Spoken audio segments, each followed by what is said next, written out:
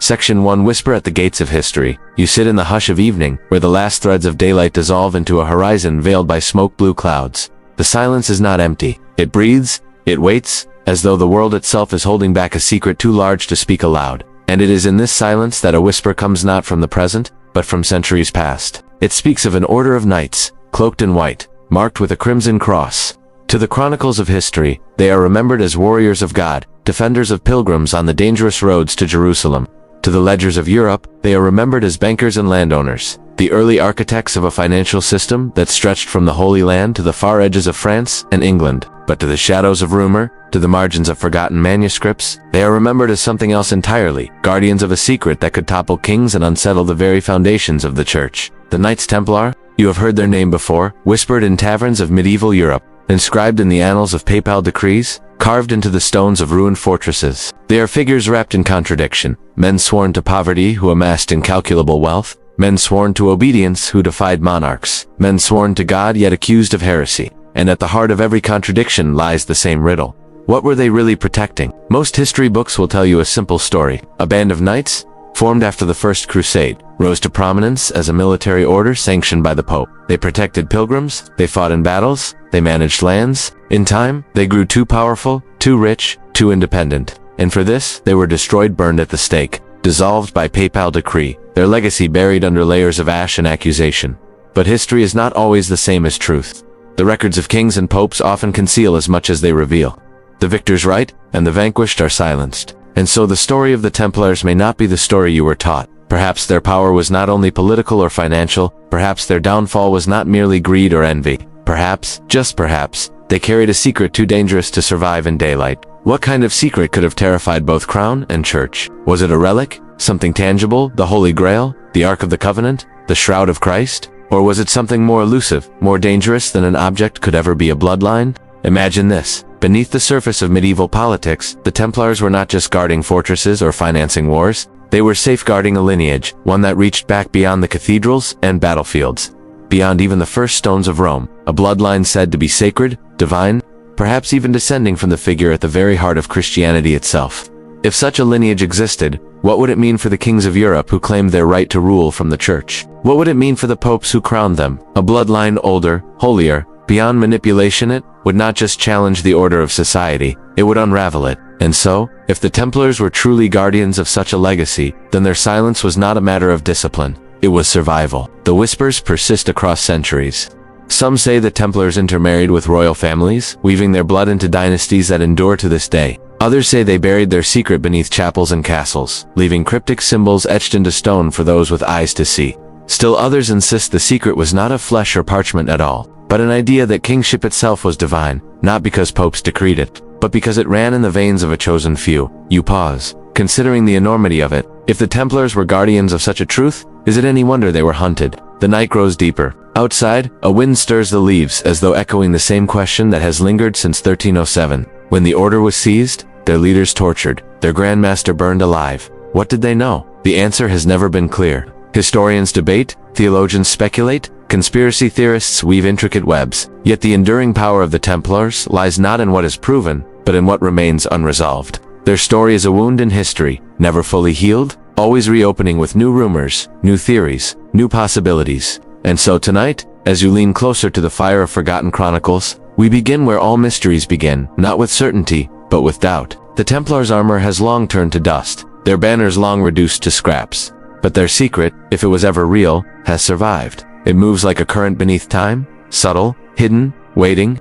Perhaps it lies buried in a French village where a parish priest once stumbled upon a treasure too great to spend. Perhaps it lies encoded in the geometry of a Scottish chapel, its arches whispering a story no sermon dares tell. Perhaps it lies not in stone or scripture at all, but in blood living, breathing, still walking among us, unaware of the heritage carried in their veins. This is the whisper at the gates of history.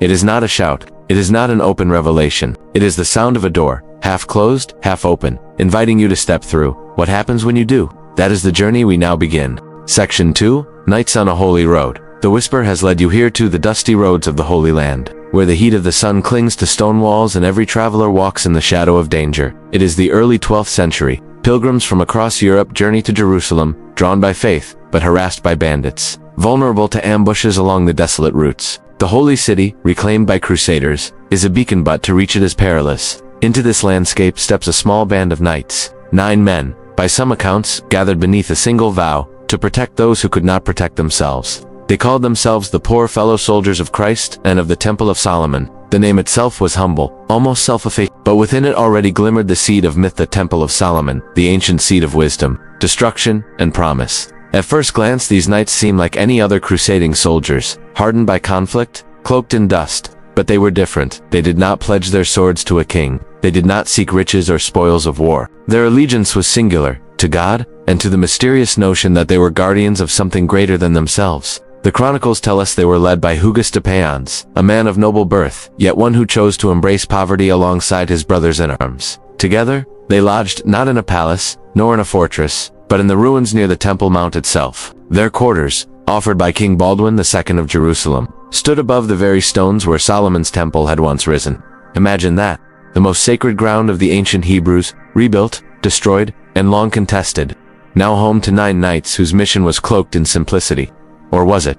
The official story says they vowed to guard pilgrims, to clear the roads of thieves, but for nearly a decade, those roads remain dangerous, and little evidence shows the knights patrolling in force. Instead, the record is curiously silent about their daily activities. For 9 years they lived at the Temple Mount, not as warriors of renown, but as shadows. What were they doing there, hidden beneath the arches of a ruined temple? Some say they were excavating that beneath the surface of the Temple Mount lay chambers, vaults, and secret passages, sealed for centuries. Legends whisper that the Templars uncovered relic scrolls, sacred vessels, perhaps even the Ark of the Covenant itself. Others suggest they found knowledge, ancient texts that spoke of a lineage stretching back to King David, or even to Christ. Is it coincidence that their order, obscure and impoverished, suddenly rose to unprecedented power after those 9 silent years? Or was that silence the crucible in which their true purpose was forged? When at last they emerged into the light of history, their fortunes shifted. In 1129, the Council of Tours, under the blessing of the Pope,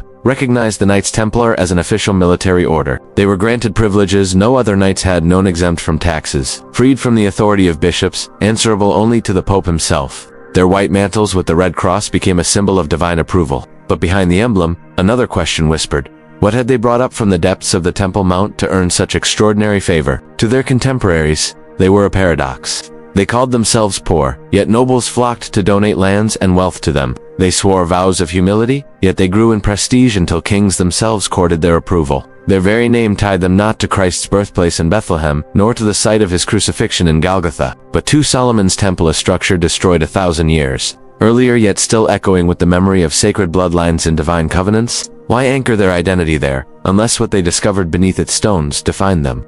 The pilgrims they swore to protect continued their journeys, some safely, others not. But for the Templars, the true pilgrimage seemed to be inward, a secret only they were sworn to guard. The roads of Jerusalem were never just roads. They were arteries of a faith struggling to reconcile earthly power with divine promise. The Templars stood at that intersection, half warriors, half priests, and perhaps half keepers of something neither church nor crown dared to acknowledge. You imagine them at night, in those chambers beneath the temple, torches sputtering against carved stone. Perhaps they unearthed nothing but rubble, or perhaps they read inscriptions no one else had seen in centuries.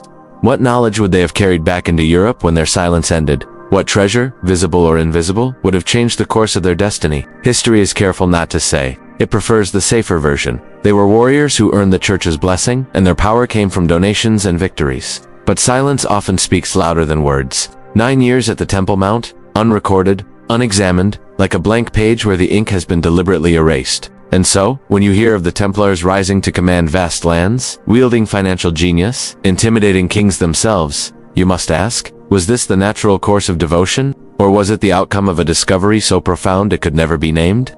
The holy road they claimed to patrol may not have been the dusty trail to Jerusalem at all. It may have been the narrow path between secrecy and revelation, between myth and memory, between bloodlines hidden and bloodlines revealed.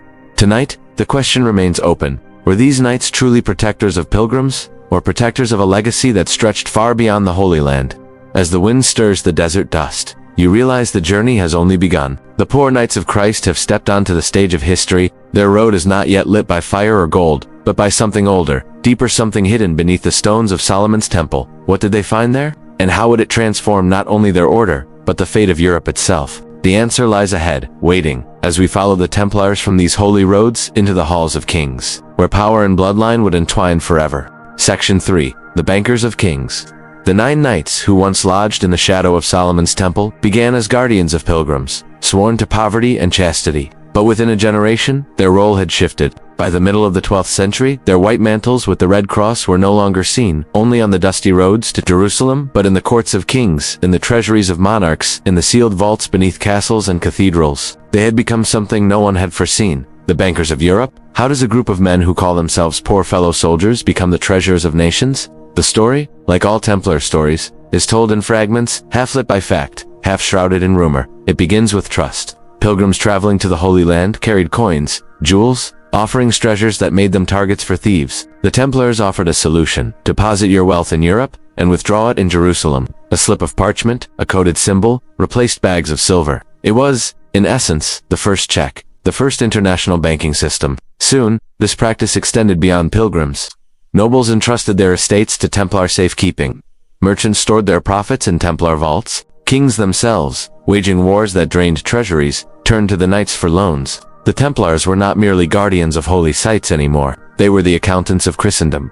But money is never just money. With wealth came influence. With influence came suspicion. The knights who once begged for bread now held keys to vaults that glittered with gold. Their castles became fortresses of finance. Their preceptories spread like a network of arteries across Europe, pulsing with wealth. They could transfer funds across continents faster than any king could march an army. And with every coin they guarded, their silence deepened. What did they learn about power in those years? That to wield a sword wins battles, but to wield credit wins kingdoms.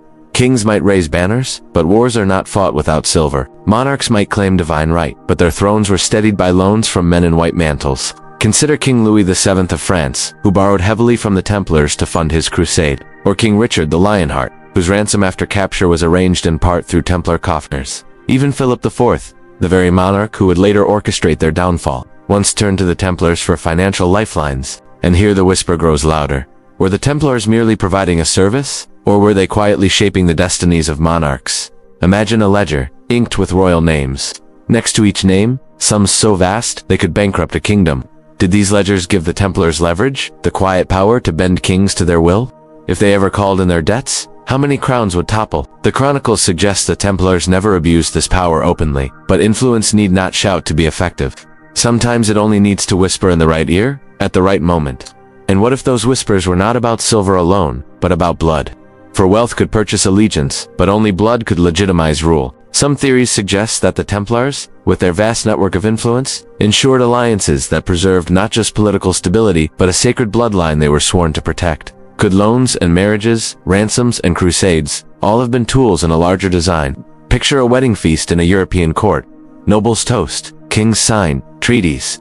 Behind the scenes, Templar envoys stand silent, their red crosses like watchful eyes. Was this merely diplomacy, or choreography and arrangement to weave threads of blood into dynasties, to ensure the survival of a lineage hidden beneath the guise of political necessity? The question lingers like incense in a chapel. Were the knights poor in spirit, but rich in secrecy? Were their banking halls merely fronts for a deeper mission? Their financial genius astonished contemporaries. They created letters of credit, early forms of currency exchange, systems so advanced they seem centuries ahead of their time. But genius rarely appears without inspiration.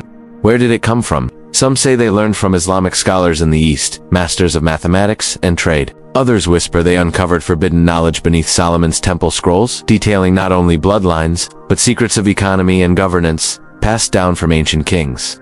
If this were true, then the Templars were not only protectors of a sacred lineage, but also inheritors of its wisdom, practical, political, economic. In their hands, knowledge and blood interwove, each protecting the other. The Red Cross became not only a symbol of faith, but of trust. To carry a Templar document was to be safe from robbery. To place gold in their vaults was to know it would not vanish. And yet, every symbol they stamped, every seal they pressed, carried another unspoken meaning, that they were more than knights. They were custodians of power itself.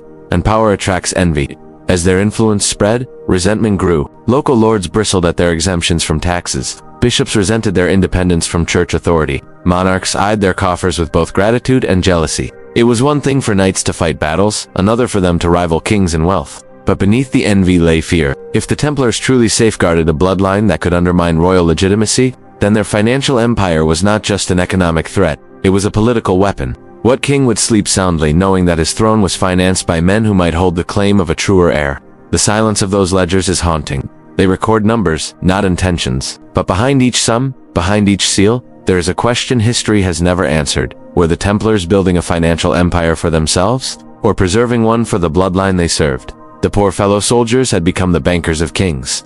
Their swords defended pilgrims, but their quills commanded monarchs. Their castles stood as fortresses of faith, yet their vaults were cathedrals of wealth. They had risen beyond their vow of poverty into an authority that stretched across Europe itself. And yet, the greater their power, the deeper their mystery. As night settles over the parchment of history, you are left with a riddle. Did the Templars invent the tools of finance to serve Christendom? Or did they inherit them to preserve something older, something hidden, something written not in ink, but in blood? The road now leads us away from their ledgers and into their landscapes, the castles, the fortresses, the very stones they left behind. For money may vanish, but stone remembers. And in those walls, some say, lies the geometry of secrets too profound to ignore. Section 4. Castles, Maps, and Power Lines. Gold may change hands, ledgers may burn, but stone remains. When we trace the story of the Knights Templar, we find that their true legacy was not only in the parchment of contracts or the clink of coins, but in the enduring monuments they left scattered across continents. Fortresses, castles, preceptories, and chapels, each one a marker on a vast network that stretched from the windswept cliffs of Scotland to the sun-scorched deserts of Jerusalem. At first glance, these structures are simply practical, military outposts to defend crusader states, way stations for travelers, strongholds to secure treasure and men. But look closer, and patterns begin to emerge. Their locations seem less random, more deliberate, as if the Templars were not merely building fortresses, but inscribing something upon the very surface of the earth. What were they drawing? Consider this: the Templars built in places that, when plotted on a map, align with uncanny precision to ancient routes of pilgrimage, ley lines, and sites of spiritual resonance. Their castles often rose near rivers, mountain passes, or crossroads, as if they were guardians, not only of geography, but of energy anchors pinning down an invisible web. Modern scholars dismiss such theories as coincidence, yet coincidence loses its weight when it repeats too often. The human eye is trained to find patterns, but sometimes patterns insist on being found. Take, for example, the Templar fortress at Tomar in Portugal, with its circular church modeled on the Holy Sepulchre in Jerusalem, or the Temple Church in London, its round nave echoing the Temple Mount itself. Roslin Chapel in Scotland, built later by men linked to the Templar tradition, is laced with carvings of plants unknown to medieval Europe: maize and aloe, whispers of a transatlantic connection before Columbus. These were not random designs. They were choices, deliberate and symbolic.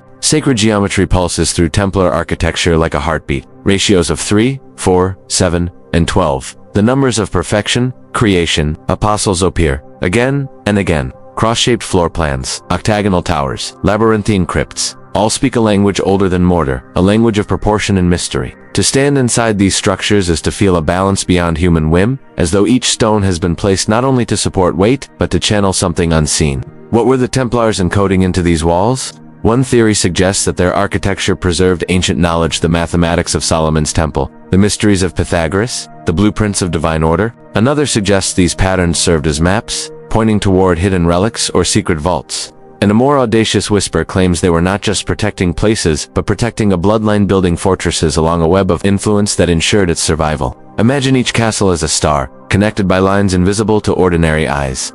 Now imagine those stars forming a constellation across Europe. Could this be the hidden map the Templars drew upon the land, a chart of safety, a lattice of secrecy? The practical explanation is easier. They built where strategic necessity demanded. They defended passes, rivers, and borders. But necessity alone cannot explain the repetition of sacred ratios, the persistence of symbolic design, the echoes of a temple destroyed centuries earlier, yet resurrected in their every chapel. The stones whisper. They whisper that the Templars were not only soldiers but initiates in an architecture of memory. An architecture that carried forward a legacy which could not be recorded in books. Books can be burned. Stones endure. And yet the stones also accused. When the Templars fell, many of their fortresses were seized by monarchs or absorbed by rival orders. Their symbols were defaced, their chapels rededicated, but traces remain. Carvings of 2 knights upon 1 horse. Red crosses hidden in stained glass. Cryptic inscriptions that no chronicler has ever explained. Some believe these are clues, deliberately left behind for those who would come after. A trail of breadcrumbs across centuries, leading not to treasure chests of gold, but to something far more profound. The truth of what they were protecting. Could the castles themselves be vaults, not of coin, but of genealogy records etched in stone, maps leading to families hidden in plain sight? Could the geometry of a chapel be a cipher, pointing to a bloodline that kings and popes sought to erase? The question is intoxicating, because it asks us to see beyond the physical, To the medieval mind, stone was not dead. It lived, it resonated. To build a chapel was to echo the heavens. To carve a symbol was to bind a truth. The Templars, steeped in both faith and secrecy, surely knew this. And so, when you walk the ruins of a Templar fortress, you may feel something more than wind against ancient walls. You may feel a presence, a design too vast to comprehend. The stones are not mute, they hum with a legacy. But legacy attracts hunters. Treasure seekers have scoured these places, convinced that beneath every flagstone lies a chest of relics. They may be looking for the wrong thing. The treasure may not be beneath the stones at all, but within them in the proportions, the alignments, the geometry, that silently preserves knowledge too dangerous to name aloud. As night falls, the image sharpens. Castles not as fortresses, but as ciphers. Maps not of territory, but of destiny. Lines not drawn with ink, but with the placement of walls upon the living earth. The Templars did not simply build to defend. They built to remember, and so we are left to ask, if these structures were meant to preserve the unspoken, what is it they are still whispering to us? What hidden order do they describe, and who among us can read their language? The answer may lead us from stone to relics, from architecture to artifacts. For the Templars were said not only to design sacred spaces but to guard sacred objects, objects that could bestow power, legitimacy, even divine right, objects that might explain why kings trembled at their name. And so the map turns again, pointing us toward relics beyond stone, relics that still shimmer in rumor, as if refusing to fade. Section 5, Relics Beyond Stone. Stone remembers, but relics breathe. For centuries, whispers have followed the Templars not only because of the castles they razed, but because of the objects they are said to have guarded. To the outside world, relics are fragments of bone, splinters of wood, drops of cloth, tokens of holiness. To the Templars, if legend is to be believed, relics were something else entirely. Vessels of power, conduits of legitimacy, keys to mysteries, too profound to be left in the open. The most famous of these, of course, is the Holy Grail. In popular imagination, the Grail is a cup, the vessel from which Christ drank at the Last Supper, the chalice that caught his blood at the crucifixion, but the Grail's true meaning has never been fixed. Some see it as a literal object, others as a metaphor, a symbol of divine favor, purity, or eternal life. But to the Templars, the Grail may have meant something far more subversive, not a cup, but a bloodline. If the Grail was a family, not a vessel, then to guard it meant to guard descendants. The tales of knights embarking on quests for the Grail may have been allegories, stories coded to mask a deeper truth, that somewhere in Europe lived heirs to a sacred lineage, and the Templars' mission was to keep them safe, hidden, and legitimate. But the Grail is only the beginning. Other whispers say the Templars discovered the Ark of the Covenant beneath the ruins of Solomon. As temple during those 9 silent years we traced in Jerusalem, the Ark, according to Scripture, carried the stone tablets of God's law, etched by his own hand. More than a chest of relics, it was said to radiate divine power, to topple walls, to strike down armies, to be the seat of God himself on earth. If the Templars unearthed the Ark, then they unearthed a claim no king or pope could ever rival. And then there is the shroud, whether the linen burial cloth of Christ himself or a later forgery. Its image burned with mystery. Did the Templars venerate it in secret? Some scholars suggest the face of the mysterious idol known in their trial as Baphomet may have been nothing more or nothing less than the visage of Christ imprinted on cloth. If true, the Templars were not worshipping demons, as accused, but honoring a relic that gave them a direct line to divinity, one the church could not control. Relics were more than holy objects. They were instruments of power. Whoever possessed them could command legitimacy, inspire devotion, or threaten institutions. For a church that built its authority on being the sole mediator between heaven and earth, the idea that an independent order of knights might hold relics beyond PayPal reach was intolerable. Yet relics are never silent. They carry stories, and stories shape the world. The Grail promised continuity. The Ark promised power. The Shroud promised proof. Each, if real, could overturn centuries of theology and authority. Picture a Templar preceptory deep in France. Beneath the chapel, in a vault lit by flickering torches, stands a chest bound in iron. Within it, wrapped in linen, lies a vessel or a scroll, or a cloth, something that hums with significance. The knights kneel, not in idolatry, but in stewardship. They know that what they guard is too dangerous to reveal, yet too holy to destroy. Their silence is their oath, their burden, and perhaps their doom. Why doom? Because secrets create fear. When King Philip IV of France turned against the Templars, accusing them of heresy, blasphemy, and idolatry, many of the charges seemed contrived. Yet woven among the fabrications are threads that suggest the existence of something real. Witnesses spoke of heads revered in Templar ceremonies, of strange rituals whispered in darkness. Perhaps these were distortions, or perhaps they were glimpses of relics, holy objects reinterpreted as heretical by those who sought to justify the knight's destruction. And what of Rennes-le-Château, the tiny French village where, centuries later, A priest named suddenly acquired great wealth after renovations in his parish church of Mary Magdalene. Some say he stumbled upon relics hidden by the Templars themselves, parchments, genealogies, evidence of the Grail as bloodline. His newfound fortune, his obsession with symbols and strange decorations, all point to a secret rediscovered. Could it have been one of the Templar relics, preserved in silence until fate brought it again to light? Relics, whether physical or symbolic, hold one thing in common. They anchor legitimacy. A king crowned with oil is sanctified, but a king who can point to possession of the Ark, or claim descent from the Grail, is beyond dispute. And perhaps this was the true danger of the Templars, not that they grew rich, but that they may have held the very proof that divine right resided elsewhere. If so, then relics were not treasures, they were weapons. Weapons not of steel, but of story. Weapons that could topple thrones and fracture faith. And this brings us to the paradox. If the Templars did indeed hold such relics, why did they never use them? Why, when the fires of persecution burned and their leaders faced torture, did they remain silent? Was their oath stronger than their survival? Or did they believe that the relics were not meant to save themselves, but to protect a destiny greater than the order, a destiny bound to bloodlines and futures yet unborn? Silence, after all, is also a form of power. The Templars may have understood that to wield a relic openly is to invite its destruction, but to keep it hidden, whispered about, rumored, this allows it to endure. And so the Grail, the Ark, the Shroud remain more powerful in absence than presence, more alive in rumor than in certainty. Tonight, as you turn over these possibilities, you are left with a haunting thought. What if relics are not objects at all, but keys to a deeper truth? What if the Grail is a family, the Ark is a covenant, the Shroud is memory itself? What if the Templars were not guardians of things, but guardians of meanings? The castles we walked among spoke in geometry. The relics we now ponder speak in symbols. Both tell us the same.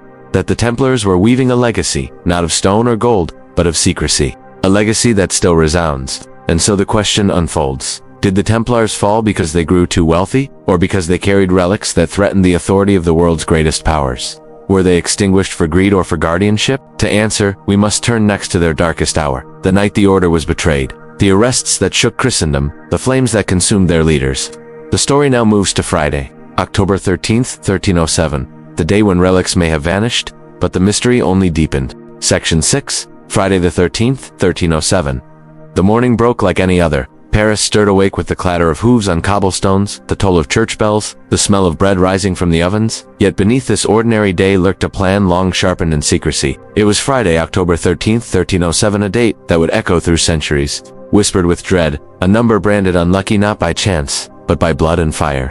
King Philip IV of France, called Philip the Fair, was no stranger to ambition. His wars had drained his coffers, his crown glittered but trembled under the weight of debt. And who held those debts? The very men who had once been his allies, the Knights Templar. They had financed his wars, protected his realm, and whispers claimed guarded secrets older than his dynasty itself. But to Philip, their wealth was temptation, and their silence was threat. So, with calculated precision, he struck at dawn across France. Royal officers fanned out like shadows. The command was the same in every town, every preceptory: seize the Templars. Confiscate their property, bind their leaders. No warning, no chance of escape. Men who had ridden in Crusades, who had fought and bled for Christendom, were dragged from their beds and dungeons awaited them. The charges were shocking, grotesque, and deliberate. Heresy, idolatry, blasphemy, worshipping false gods, spitting on the cross, obscene initiations. The accusations multiplied like weeds, each more sensational than the last. To the common people, they painted the Templars not as holy warriors, but as demons cloaked in white. But ask yourself, who stood to gain? Philip's debts vanished as Templar lands and treasuries were seized. The Church, pressured by the king, turned its gaze from suspicion to complicity. Pope Clement V, ensnared in Philip's political net, sanctioned the arrests. And so, in a single stroke, one of the most powerful orders in Christendom crumbled or seemed to. Yet the story does not end with their chains. For under torture, confessions flowed, confessions, as contradictory as they were coerced. Some admitted to spitting on the cross, others to denying Christ. A few whispered of worshipping a mysterious head, called Baphomet. But what did these confessions truly mean? Were they lies wrung from agony, or fragments of truths, too strange to explain? Consider this. If the Templars had indeed uncovered relics beneath Solomon's temple scrolls, the Ark, the Grail, would they not have been forced to reimagine faith itself? Could the rituals described by their accusers have been distorted echoes of a hidden veneration, not of demons, but of a bloodline, a covenant, a relic beyond the Church's control? When Grand Master Jacques de Molay was finally burned at the stake in 1314, he spoke not of guilt, but of innocence.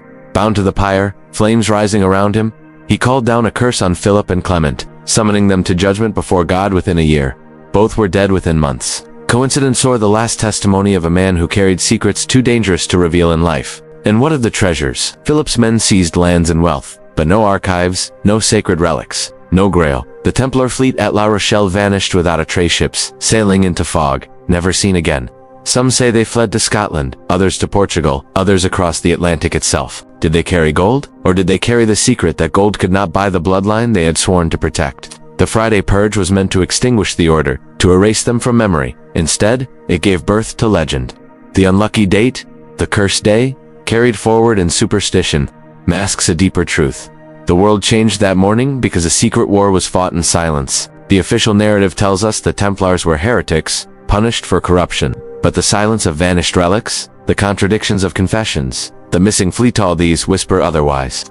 Perhaps Philip's true motive was not merely greed, but fear. Fear that the Templars held proof of a sacred bloodline that could challenge his throne, undermine the papacy, and rewrite the story of Christendom. Imagine Philip in his chamber, staring at parchments, hearing rumors of genealogies that traced through Magdalene, through David, through Christ. What king could allow such knowledge to exist? Better to burn men alive than to let their secrets spread. And yet, destruction cannot erase what has been woven into stone, symbol, and story. The Templars may have fallen, but their whispers did not. Their castles still stand, their symbols remain carved in churches, their legacy lives in the myths of Freemasons and hidden societies.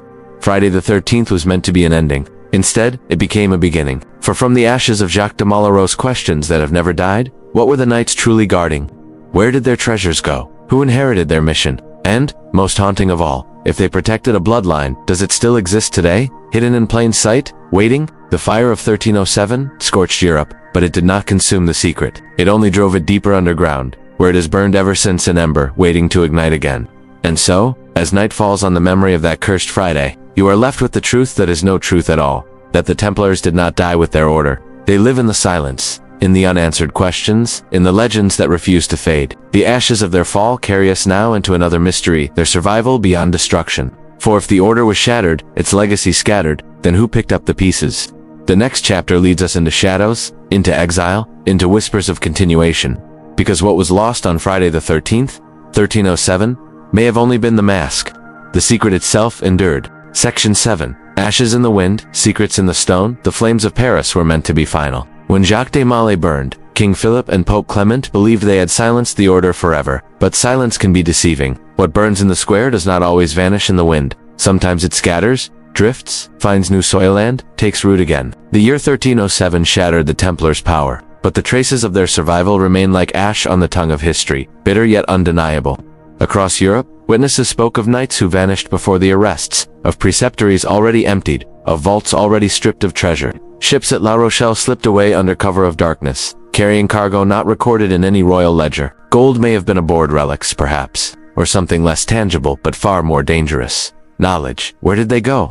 Some say Scotland. At the time, Scotland was excommunicated by Rome, its king Robert the Bruce defiant against papal authority. It was the perfect refuge for fugitives, hunted by both king and pope. Legends whisper that Templar knights fought alongside Bruce at Bannockburn in 1314, their sudden appearance on the battlefield tipping the tide. Whether fact or myth, the story lingers because it feels possible, because the Templars, trained and armored, could not simply vanish into smoke. Others say Portugal. There, the order was dissolved in name only, its lands transferred to a new group called the Order of Christ. Their symbols shifted, their banners repainted, but their mission, perhaps it endured, cloaked in legality. Centuries later, when Portuguese explorers sailed into uncharted seas, the red cross on their sails looked suspiciously familiar. Did the Templar legacy ride those ships into the New World, extending their reach beyond Europe?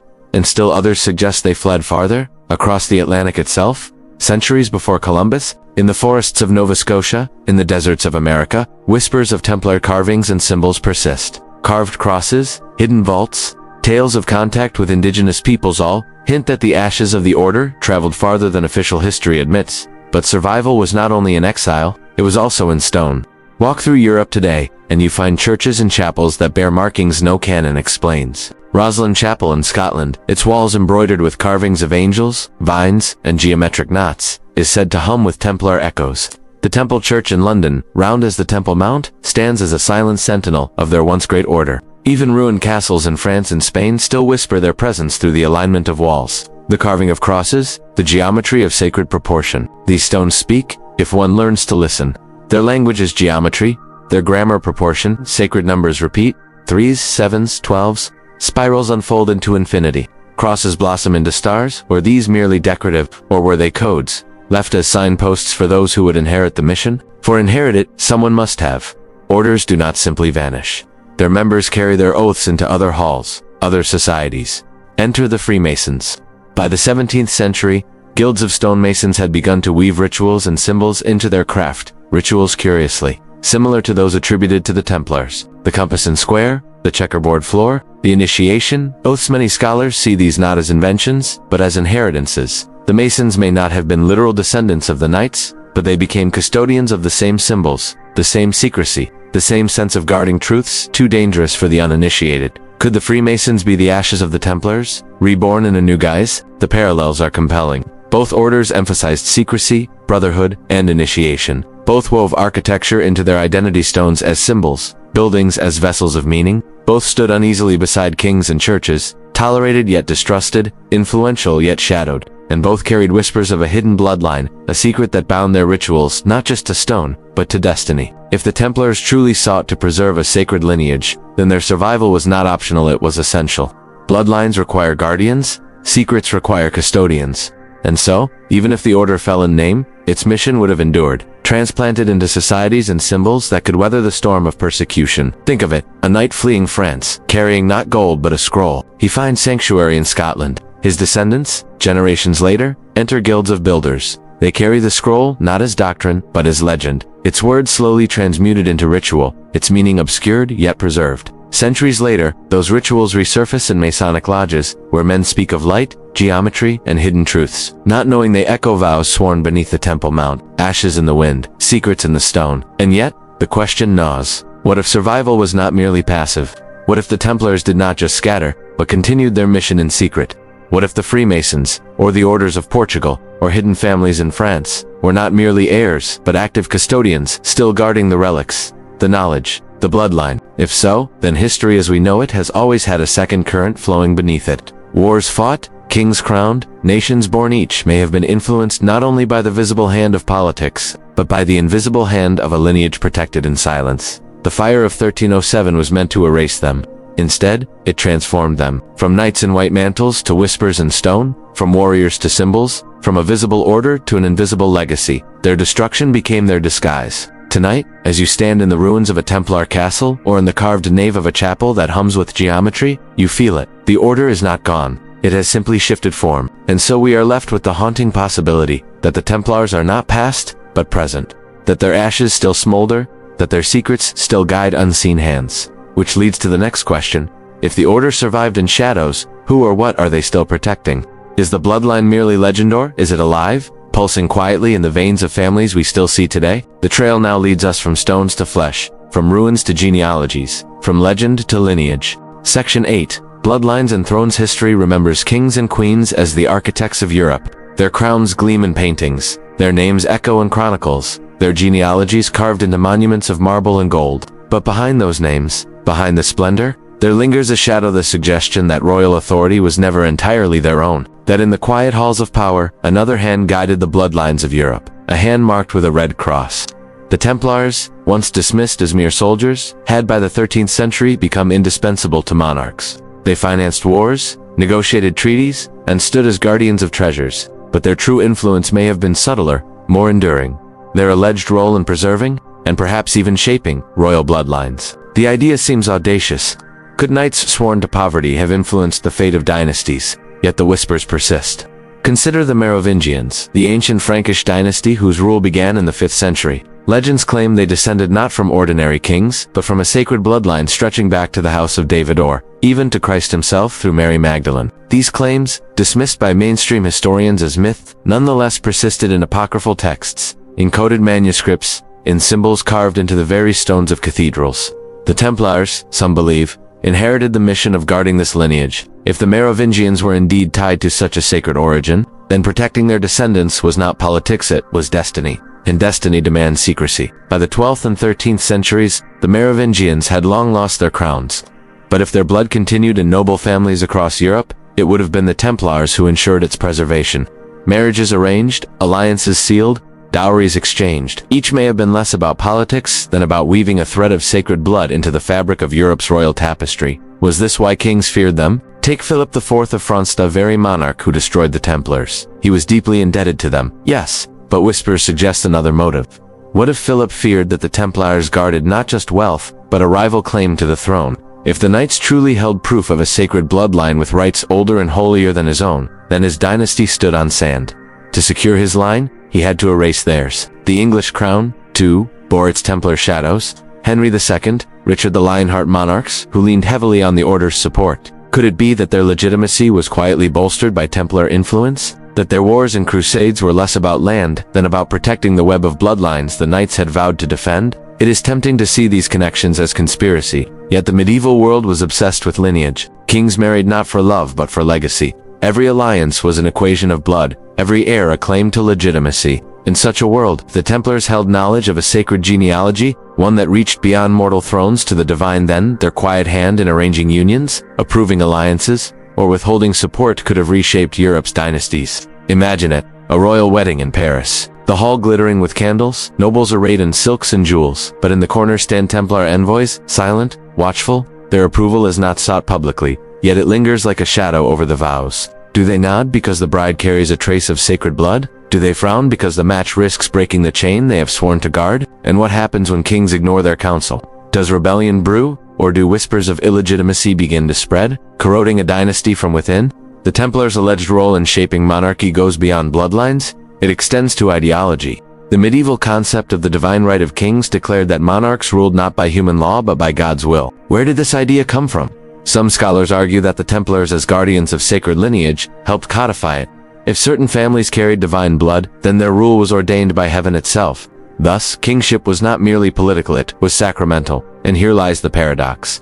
If divine right is real, who truly holds it? The king upon the throne or the guardians who know where the blood flows? This question unsettled monarchs. For if the Templars were indeed the keepers of legitimacy, then kings ruled not by their own strength but by the knights' silence. To reveal the truth would be to destabilize the entire order of Europe. Better then, to brand them heretics, to burn them, to seize their lands, then to let their secret undo crowns. Yet secrets do not die with smoke. In the centuries after the Templars' fall, dynastic struggles across Europe carried echoes of hidden hands. Wars of succession, sudden marriages, mysterious legitimacies, a hint that the sacred bloodline never disappeared. Some believe it continued, braided into the Capetians of France, the Plantagenets of England, the Habsburgs of Austria. Others suggest it reached even farther, through clandestine unions, into families that still hold wealth and influence today. If this is true, then the Templars were not only guardians of relics, they were the architects of monarchy itself. Their power was not in crowns but in blood, not in armies but in genealogy. And though the order was dissolved, the bloodlines they guarded continued quiet, invisible,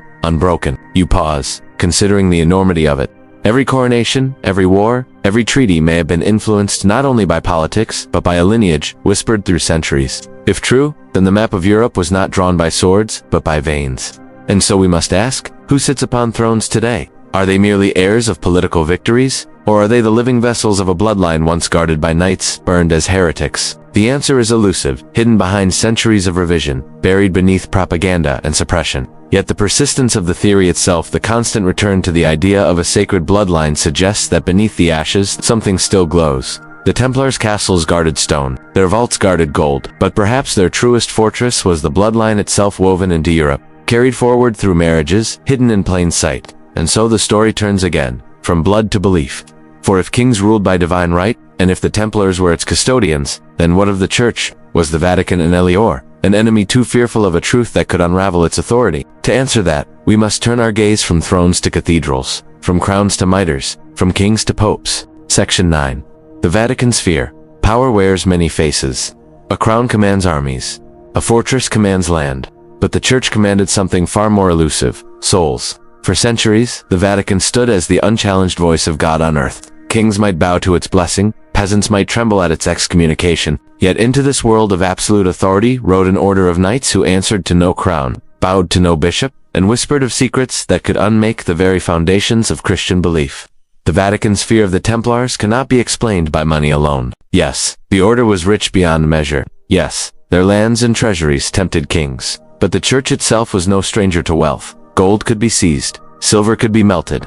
The true fear lay elsewhere in what the Templars knew and what they might reveal. Consider the charge of heresy. Official records accuse the knights of spitting on the cross, of worshipping a mysterious head, of denying Christ and their secret initiations. Such accusations, grotesque and sensational, are easy to dismiss as propaganda forged under torture. And yet, why those charges? Why not simply accuse them of greed, or corruption, or disobedience? Why invent rituals so shocking, unless they conceal the truth too dangerous to confront openly? One theory suggests that the head the knights were accused of worshipping later, twisted into the demonic figure called Baphomet, was no idol at all, but a relic. Some say it was the shroud, the face of Christ burned into cloth. Others whisper it was a mummified head, perhaps of John the Baptist, revered as a symbol of prophetic authority. If true, the Templars were not worshipping demons, but preserving relics that challenged the Vatican's monopoly on holiness. But relics were only the surface. Beneath the surface lay the bloodline. If the Templars had indeed uncovered evidence that Christ and Mary Magdalene had descendants of lineage passed into the veins of European nobility, then the Vatican's entire claim to authority trembled. For the Church taught that Christ was divine, untouched by human legacy, and that salvation flowed through its sacraments alone. To reveal a family, a lineage, was to reveal a rival authority, one rooted not in Rome, but in blood. What priest could stand in a pulpit if the people believed Christ's heirs walked among them? What pope could rule if kings traced their legitimacy to the very family of the Messiah?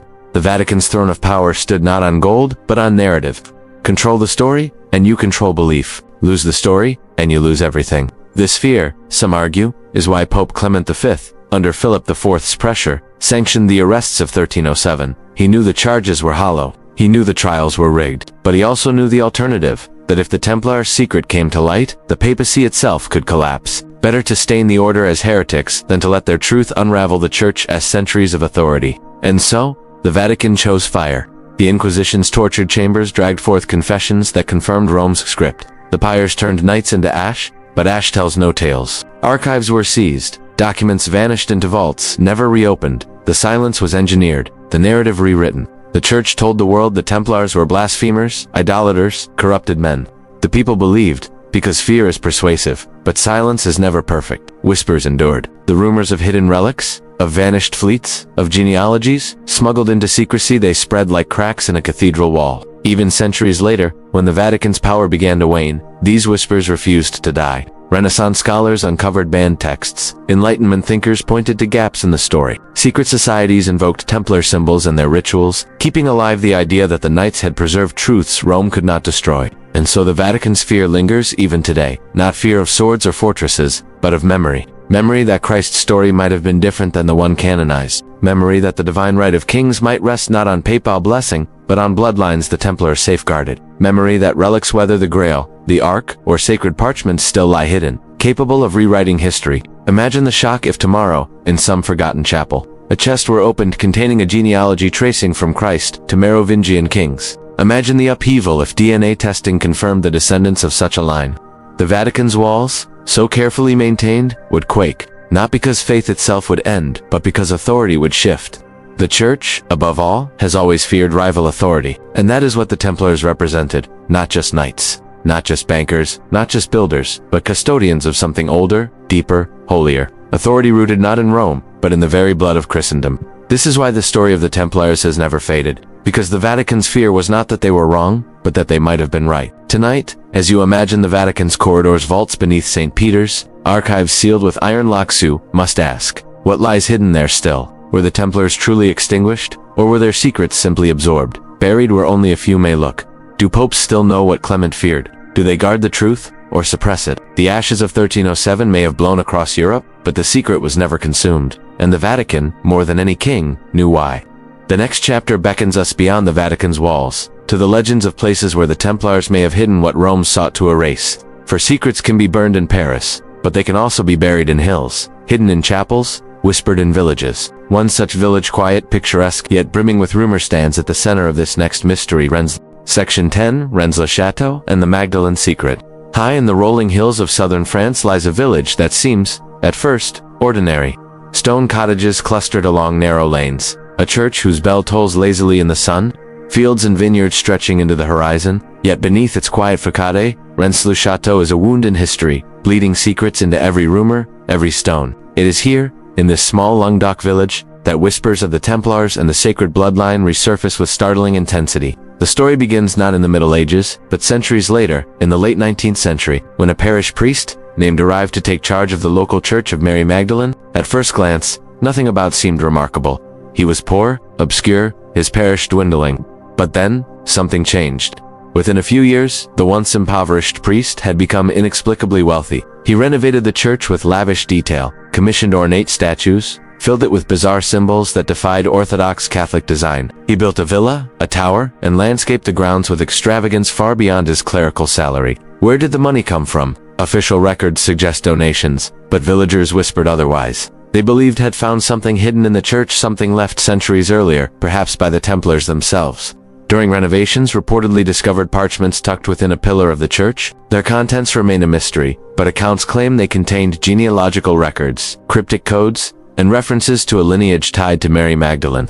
If true, these documents would have been dynamite proof that the bloodline guarded by the Templars had survived in secret. Buried beneath the very altar of Magdalene's church, the church itself became a cipher. Statues of demons and angels stood in unsettling poses. Inscriptions hinted at hidden meanings. A fresco depicted Mary Magdalene in ways that seemed coded, as if were embedding the secret he had uncovered back into stone and paint. Mary Magdalene herself is central to this enigma. Canonical scripture portrays her as a follower of Christ, but apocryphal texts elevate her role, far higher as confidant, as witness, perhaps as something more. If Magdalene was not merely a disciple but the vessel of Christ's bloodline, then Rennes-le-Château, with its church in her name, becomes not just a parish but a shrine to forbidden history. The connection to the Templars deepens the mystery. The region around Rennes-le-Château was once Cathar-Contria, heretical sect annihilated by the church in the Albigensian Crusade. The Templars, who held lands nearby, are said to have been sympathetic to the Cathars, perhaps because both carried fragments of the same secret. Could the Templars have hidden documents or relics in this very church, trusting that in time they would resurface? If so, then S. Son wealth makes sense. Perhaps he sold knowledge to the church itself, evidence too dangerous to reveal, bought with hush money, or perhaps he found patrons who wished to keep the secret alive, ensuring it remained hidden until the world was ready. Whatever the truth, never explained. He died in 1917, taking his secret to the grave. But the whispers did not die with him. Rennes-le-Château became a magnet for seekers, historians, treasure hunters. Books were written, theories spun. Some claimed the parchments proved the survival of the Merovingian dynasty, the royal line tied to Christ and Magdalene.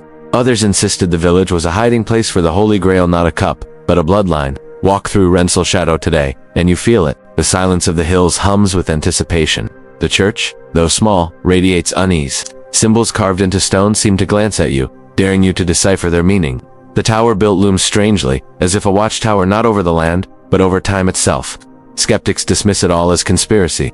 They say S-wealth came from trafficking indulgences, from bending church rules to his advantage. They say the parchments never existed, that the mystery was invented to sell books, but such explanations feel thin, unsatisfying, against the sheer persistence of the legend. For why then has Rennes-le-Château remained a focal point for seekers of the Grail for over a century? Why does its name resonate as though tied by unseen strings to the fate of the Templars and the Magdalene secret? Perhaps because stories, like bloodlines, endure. Consider this possibility. The Templars, facing annihilation in 1307, distributed their most precious secrets across Europe, not in a single vault to be seized, but in many scattered in abbeys, chapels, and villages too small to draw suspicion. Rennes-le-Château may have been one such vault. The secret survived there, hidden in a church to Magdalene, until a curious priest cracked open its silence. And what if the parchments found did not vanish? What if they were copied, smuggled, preserved by societies sworn to continue the Templar mission? That would explain the persistence of Rennes-le-Château in literature, in rumor, in obsession. For secrets of such magnitude do not disappear, they ripple outward, resurfacing again and again, refusing to be silenced. In Rennes-le-Château, the Magdalene secret still lingers. Was she Christ's companion?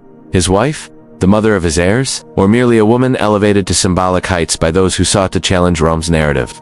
The answer may lie in the hills, in parchments buried, in symbols carved. Or it may lie in blood still flowing, unnoticed, through the veins of families who walk among us. The Vatican, the kings, the Templars all feared this truth because of what it could mean. If Christ's bloodline lived, then authority belonged not to Rome, not to monarchs, but to those heirs, and that would rewrite everything. Tonight, as you stand in thought before the Magdalene Church, you feel her gaze. The carved eyes of statues seem too alive, the stones too watchful. You realize that Rennes-le-Château is not just a village, it is a cipher, a lockbox for a key no one dares to turn. But what if someone does? What if the Magdalene secret, long buried in the hills of France, comes to light. What would it mean for faith? For power? For the world we think we know? The path now bends toward secret societies said to inherit the Templars' mission. If Rennes-le-Château preserved the secret in stone, then who preserved it in silence? Who carried the torch forward, guarding the bloodline through centuries of shadow? The answer leads us to the Priory of Sion. Section 11. The Priory of Sion. If the Templars were guardians of secrets too powerful for kings and popes, then who carried their torch after the flames of 1307? For centuries, the Trail of Whispers has led to a shadowy brotherhood half myth, half possibility called the Priory of Sion. Its very name seems designed to provoke curiosity. Sion, evoking Jerusalem's sacred hill, ties the society to the Holy Land where the Templars first arose. But the Priory's reputation is not of warriors or crusaders. Instead, it is whispered as the silent architect behind dynasty's art, and ideas its influence woven like invisible thread through the tapestry of Europe. The modern world first heard of the Priory in the 1960s, when a cache of documents surfaced in Paris's National, known as the Dossier's Secrets. These files claim to reveal the Priory's origins and list its grand masters through the centuries, names so luminous they read like a gallery of genius: Leonardo da Vinci, Isaac Newton, Victor Hugo. According to the dossiers, the Priory was founded in 1099, at the height of the First Crusade, with one purpose: to guard a bloodline, not a metaphorical bloodline, a literal one. According to the documents, this lineage descended from the union of Jesus Christ and Mary Magdalene, carried into Europe through their daughter, and woven into the Merovingian dynasty of France. The Priory's mission was not simply to protect these heirs, but to prepare the world for their eventual restoration of the sacred bloodline to power. The claim is staggering.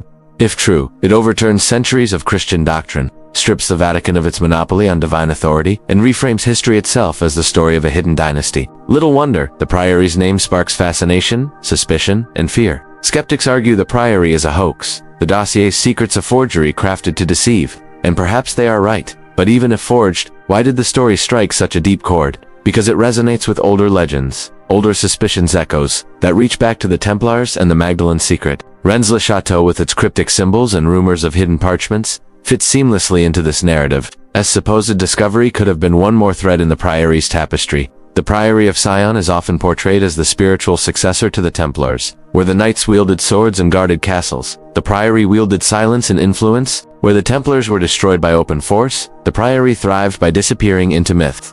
If the Templars scattered like ashes, the Priory became the wind that carried them. What then of its alleged grand masters? Leonardo da Vinci, whose paintings hide layers of geometry and symbolism, was he embedding Priory secrets into art that would survive censors and centuries? Newton, obsessed not only with physics but with alchemy and prophecy, did his discoveries mask a deeper search for divine lineage? Hugo, writing less and Notre Dame de Paris, was he weaving myth into modernity, hinting at truths too dangerous to speak? Whether or not these men truly belong to a secret society, their work resonates with the themes attributed to the Priory. Hidden codes, sacred geometry, the interplay between faith and power. Imagine a secret meeting in a candlelit chamber beneath Paris. The members are not soldiers, but thinkers, artists, and philosophers. They speak not of battles, but of bloodlines, relics, and the slow, patient weaving of history. Their mission is not to conquer, but to preserve, to guide, to wait. If this vision is real, then the Priory's greatest weapon is not the sword, but the pen. Its legacy is not castles, but manuscripts. Its power lies in shaping narratives, planting ideas, ensuring that the possibility of the sacred bloodline never vanishes completely. And here lies the haunting thought. Perhaps that is why the Priory has been both doubted and feared. To dismiss it as fiction is easy.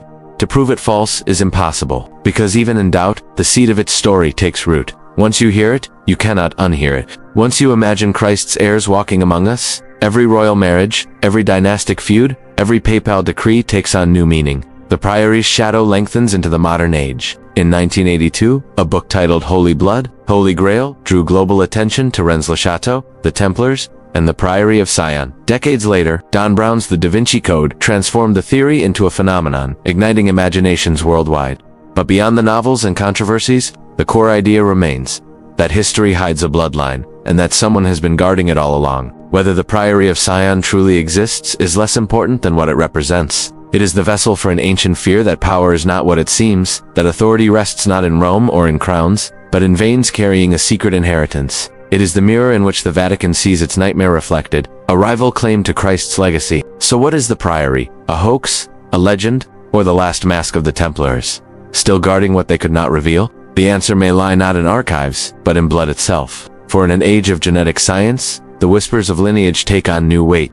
If a sacred bloodline exists, it may not be preserved in parchments or symbols, but in DNA waiting to be traced. And that brings us to the most unsettling question of all. What happens if science uncovers what secrecy has long concealed? The next chapter leads us into the modern quest not of knights or priests, but of geneticists and historians seeking to test whether the sacred bloodline is more than legend. Section 12. Blood in the veins, proof in the genes, legends linger in manuscripts and whispers. But blood remembers. For centuries, the story of the sacred bloodline guarded by the Templars and whispered through the Priory of Sion has remained a tale of parchments, symbols, and secrecy. Yet we now live in an age where secrets no longer need to be deciphered in stone or scroll. Science has given us a new lens, sharper than any medieval scribe could have imagined, the ability to read the code written in our veins. DNA, the double helix that maps who we are, has transformed genealogy.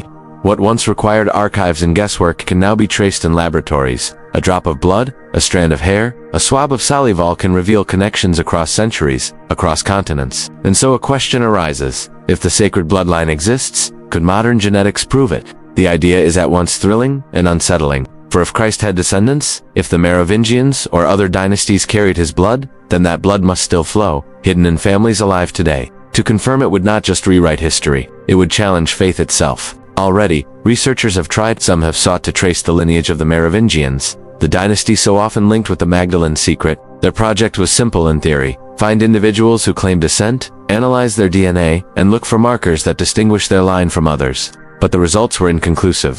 Blood remembers, but it also does. Its generations. Bread lineages branch. The further back you go, the harder it is to prove. And yet the dream persists. In recent years, advances in ancient DNA have brought us closer than ever to the past. Scientists have extracted genetic material from Egyptian mummies, from medieval bones, even from relics long held in cathedrals. In some cases, fragments of blood preserved on cloth or in bone have yielded enough information to create genetic profiles. Imagine then, if one of the relics said to be tied to Christ, the Shroud of Turin, the Sudarium of Oviedo, or even the bones of saints were subjected to such tests. What would they reveal?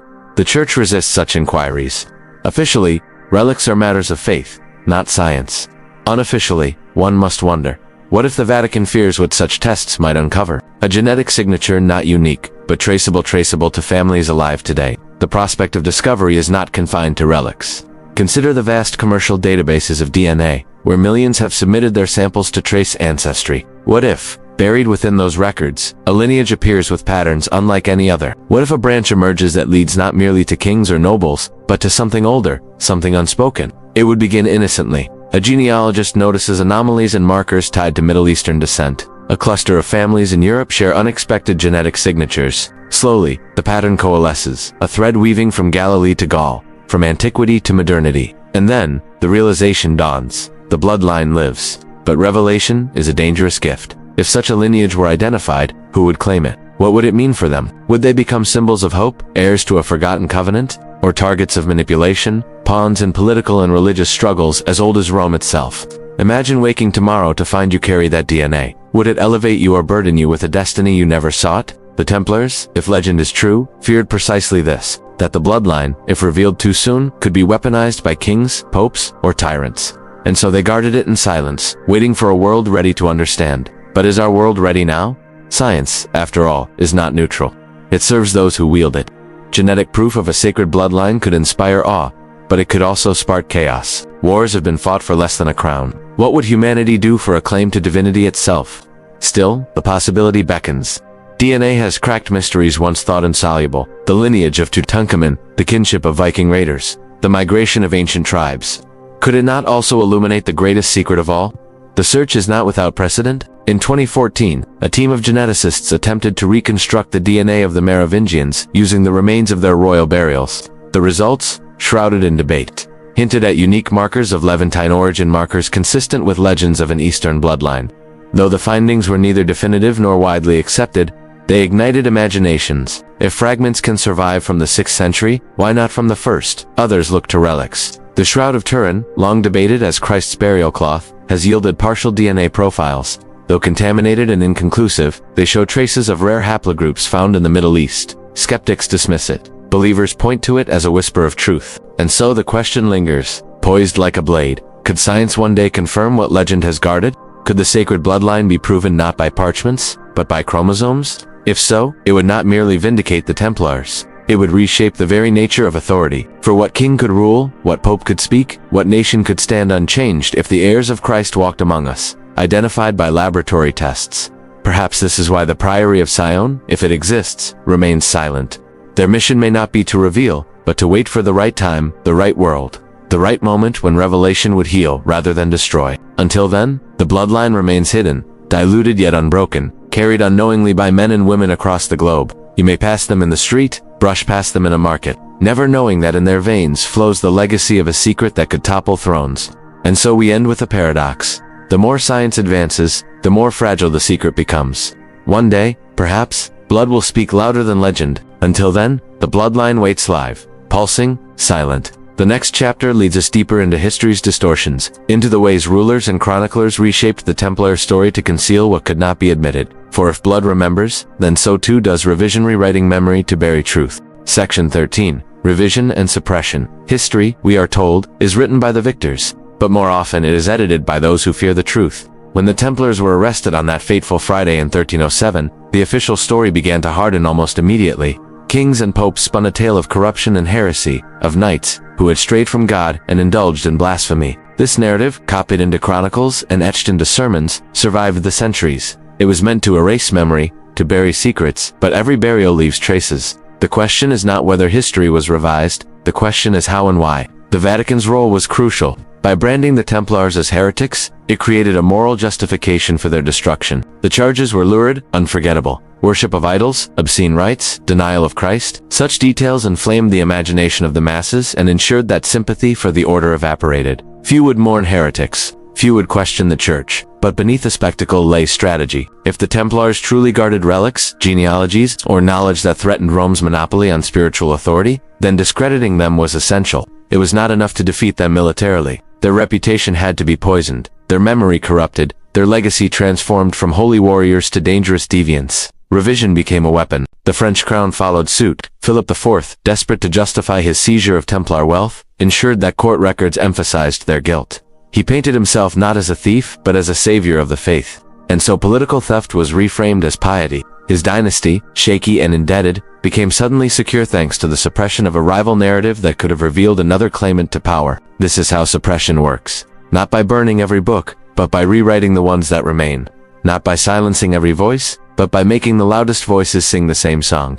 Centuries later, we see the effects. In schoolbooks, the Templars are often reduced to caricature, brave but greedy, pious but flawed. Their dissolution is presented as the tragic end of an order that lost its way. Rarely do we hear of their archives, their sudden wealth, their rumored relics. Rarely do we hear of their possible connection to bloodlines that could rival both crown and church. The suppression has succeeded so well that even asking the question seems radical. But history is not static. Fragments survive. Inquisitorial records, though heavily shaped by torture, reveal contradictions.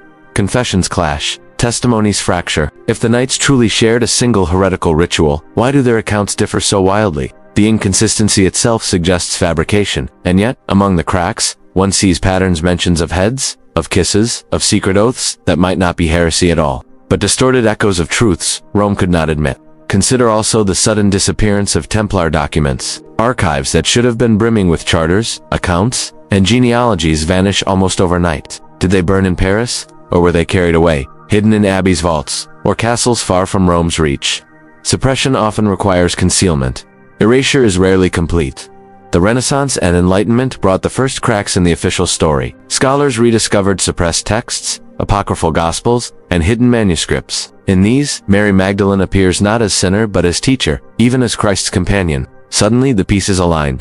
If the Templars revered Magdalene, if they preserved genealogies tied to her, then the Vatican's terror becomes clear. To admit her role would be to admit the possibility of heirs. To admit heirs would be to admit rival authority. Thus, suppression was not a one-time act. It was an ongoing strategy, reinforced by repetition. Every sermon condemning heresy, every chronicle omitting uncomfortable details, every law codifying papal supremacy was a stroke of revision. And like stone weathered by rain, the truth was worn down until only faint outlines remained. But outlines are stubborn. Legends of Templar treasure persisted in France and Portugal. Symbols carved into churches whispered of sacred geometry. Folklore told of knights fleeing with chests of relics, of secrets passed to masons, of bloodlines hidden in noble houses. These were not inventions of modern conspiracy. They were echoes of suppressed memory, carried through centuries like embers waiting for air. Suppression, then, was never perfect. And in the age of science, it becomes harder still. Genetic testing threatens to undo centuries of narrative control. Archaeology uncovers sites long buried, revealing alignments and symbols that challenge official accounts. Digital archives make once hidden documents accessible to anyone with curiosity. The victor's pen no longer writes alone. This, perhaps, is why the story of the Templars resonates so powerfully today. We live in a time when suppressed histories are being uncovered everywhere, indigenous voices rediscovered, hidden gospels translated, forgotten dynasties traced. Against this backdrop, the Templar mystery feels less like myth and more like another example of truth deliberately obscured. So what do we make of it? Were the Templars guilty of heresy, or guilty only of knowing too much? Did Rome suppress them to protect faith, or to protect its monopoly on power? Did Philip destroy them for greed, or to erase a rival claim? The answers remain elusive. But one thing is clear. History is written is not history as lived. Suppression has shaped our memory, and revision has turned guardians into villains. To recover the truth requires peeling back centuries of deliberate distortion, and as we do, we glimpse something extraordinary. The possibility that the Templars were not erased, only hidden. That their mission, whether guarding relics, knowledge, or bloodlines, was never destroyed, only driven underground. Which leads us to the most enduring question. If the Templars survived suppression, where did their secrets go? Some point to the Freemasons, others to scattered families, still others to the New World itself, where symbols carved into stone hint that the Templar torch crossed oceans. The next step takes us across the Atlantic. Two whispers of the Templars in America, where revision cannot fully explain away the symbols carved in forests, the legends buried in colonial tales, the suggestion that the Knights did not vanish, but sailed west. Section 14, Across the Atlantic. The New World Theories. The year 1492 is etched in textbooks as the moment the New World was unveiled. Christopher Columbus, sailing west under Spanish banners, is credited with breaching the Atlantic's vast silence. But what if he was not the first? What if the Atlantic's silence had already been broken not by merchants or monarchs, but by knights fleeing fire and persecution? For centuries, whispers have suggested that the Templars crossed the ocean long before Columbus raised his sails. The theory is bold, improbable, yet strangely persistent, that in the wake of their fall, ships from La Rochelle slipped westward into the unknown, carrying with them treasure, relics, and secrets too dangerous to remain in Europe. Consider the timing. In October 1307, when Philip IV moved against the Templars, their fleet vanished. Not one ship was captured, not one manifest accounted for. Some historians dismiss this as exaggeration. Perhaps the fleet was smaller than claimed, or perhaps it dissolved into trade. But others insist. A fleet that had plied the Mediterranean and the Atlantic did not simply evaporate, it sailed. The only question is where. Nova Scotia and present-day Canada offers one tantalizing possibility. On Oak Island, legends of hidden treasures stretch back centuries. Mysterious pits, flooded tunnels, and artifacts buried deep in the soil have fueled endless speculation. Among the theories, that the Templars seeking refuge from Europe buried their greatest secret there. Some point to carvings of crosses on stones, others to strange geometric alignments on the island that echo Templar symbols. Could Oak Island be the final vault of the Knights? Further south, whispers persist of Templar presence in the Caribbean. Old maps show islands marked with crosses long before official discovery. Spanish chronicles mention indigenous peoples describing pale-skinned strangers who came from the sea, built fortifications, and then vanished. Were these myths or fragments of encounters with Templar fugitives? And then there is Columbus himself. Some researchers claim his voyage was not entirely his own, that his charts and maps bore symbols linked to the Templars. The sails of his ships bore red crosses strikingly similar to the Templar insignia. Coincidence or inheritance? Could Columbus have been sailing not toward Asia, but toward lands already whispered of in Templar circles, guided by knowledge preserved in secret societies? If so, then America was not discovered. It was rediscovered. The theory gains strength when we consider the link between the Templars and Portugal. After their suppression, many knights found refuge there under the new banner of the Order of Christ. It was this very order that sponsored explorers like Henry the Navigator, whose voyages opened the world's oceans. The red cross on the sails of Portuguese caravels, the same seen on Columbus's fleet, may be more than national pride. It may be the echo of the Templar mission carried into a new age. But why would the Templars risk the ocean? Why flee so far from Europe? Because secrecy demands distance. Europe was too small, too watched. Kings and popes hunted them, eager to seize treasure and silence truth. But across the Atlantic lay lands vast and uncharted, free from Rome's reach. To bury relics there, to hide genealogical records or sacred artifacts, was to place them beyond the grasp of power. Oceans make the best vaults. Imagine it, a convoy of ships, white sails lit by moonlight, slipping from La Rochelle into the western dark. On board are chests of gold, Perhaps the Ark itself? Perhaps parchments tracing a bloodline older than kingdoms? The sea is uncertain, storms rage, but desperation drives them. Weeks later, land rises on the horizon, forests, rivers, shores untouched by Europe's wars.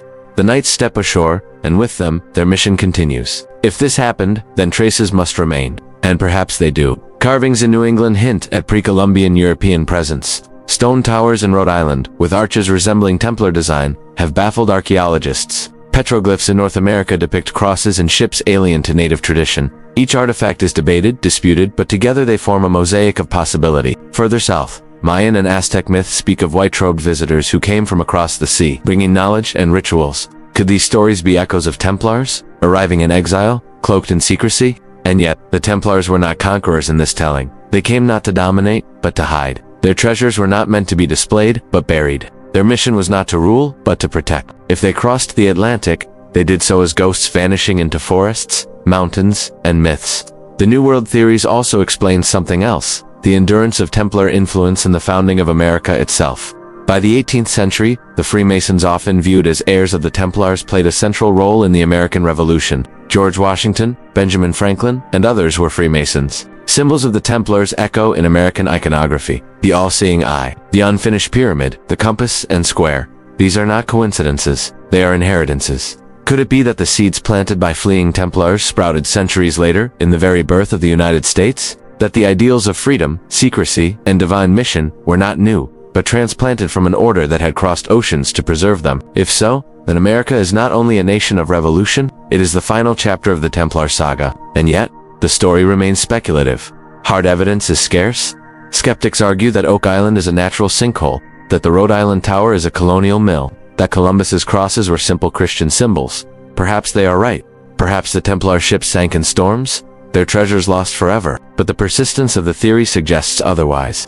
Legends do not endure without cause. Somewhere, perhaps beneath the soil of Nova Scotia, perhaps in the vaults of secret societies, perhaps even encoded in America's founding symbols, the Templars' New World legacy still waits. Tonight, as you imagine the Atlantic waves crashing against the hulls of vanished ships, you wonder, did the knights truly make it across? Did they walk forests no European had seen, bury relics no pope could touch, whisper prayers no king could overhear? If they did, then history as we know it is incomplete. The New World was not a beginning, but a continuation. The Templars' mission did not end in Europe. It crossed oceans, carried by sails, hidden in silence, waiting for us to discover. And if their ashes reached the Americas, then their legacy stretched farther still into the architecture of secret societies, into the founding myths of nations, into the very symbols that surround us today. The question remains, what exactly did they bring across the sea? Was it gold? Was it relics? Or was it the bloodline itself, hidden in a place where it could not be erased? To answer that, we must return to the Grail not as a chalice, but as the eternal symbol of lineage and legacy. For the Grail is not just history's most enduring mystery, it is the heart of the Templar secret. Section 15. The Grail and the Hidden Legacy. Every story must end, yet some stories refuse to. The Grail is one of them. For centuries, the Holy Grail has been painted as a chalice, Christ's cup at the Last Supper, stained with his blood at the crucifixion. Poets wrote of knights questing for it. Artists imagined it glowing on altars. Filmmakers placed it in caverns guarded by riddles. But what if the Grail was never a cup at all? What if it was something living, breathing, flowing through veins rather than resting in stone? The Templars, if legend is true, understood this. They knew the Grail was not an object to be found, but a lineage to be preserved. And so their quest was not to drink from it, but to protect it. A sacred bloodline, a legacy hidden from kings, hidden from popes, hidden even from history itself. We have followed their trail from the streets of Jerusalem to the castles of Europe. From the ashes of Friday the 13th to the whispers in Rennes, we have traced it through the Priory of Sion, through symbols carved in stone, through theories of voyages across the Atlantic, and always, always, the Grail returns. Sometimes as relic, sometimes as bloodline, sometimes as an idea, but always as the heart of the Templar mystery. What is the Grail? Perhaps it is all of these at once. A chalice, because symbols endure longer than flesh. A lineage, because blood is harder to erase than books. A truth, because stories are the only treasure that survives fire. If this is true, then the Grail was never lost. It was hidden in plain sight, carried not in hands but in heritage, not in stone but in silence. And perhaps you have felt it yourself. That strange pull in ruins, in chapels, in manuscripts, that whisper in the quiet that says history is not as you were taught, that the victors edited too much, that the truth waits like a shadow behind the walls of memory. This whisper is the Grail, not a cup, not a relic, A reminder that power is never where it seems, and that the past still bleeds into the present. The Vatican feared it because it rivaled their authority. Kings feared it because it threatened their thrones. Scholars chase it because it promises revelation. Seekers quest for it because it answers the deepest of questions. Who truly holds the right to rule? But maybe the Grail is not about rule at all.